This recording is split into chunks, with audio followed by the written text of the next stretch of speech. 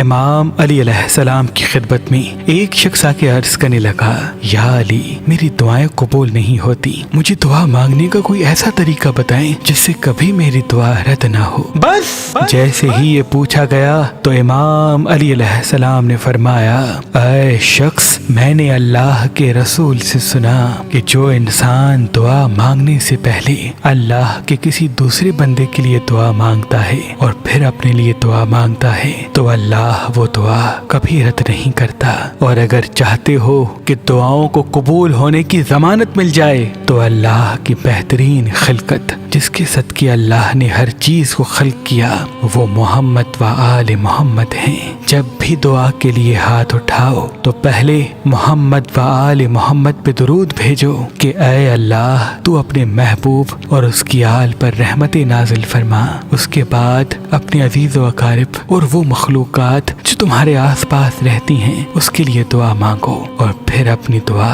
اللہ کی دربار میں پیش کرو۔ جیسے ہی فرشتے تمہاری دعا کو اللہ کی دربار میں پیش کریں گے تو اللہ یہ کہے گا کہ اس کا دل میری مخلوق کے لیے نرم ہے، اس کی آنے والی مصیبتوں اور پریشانیوں کو ختم کر دو، اس کی تقدیر کو روشن کر دو، اور فرشتوں کو حکم دے گا کہ یہ میرا بندہ جو میرے محبوب اور میری خلقت کے لیے دعا کرتا ہے، اے فرشتوں، دنیا کے تمام انعامات اور کامیابیوں کے راستے اس کی طرف کھول دو تاکہ یہ اپنی منزل تک احسن طریقے سے پہنچ جائے۔ مہربان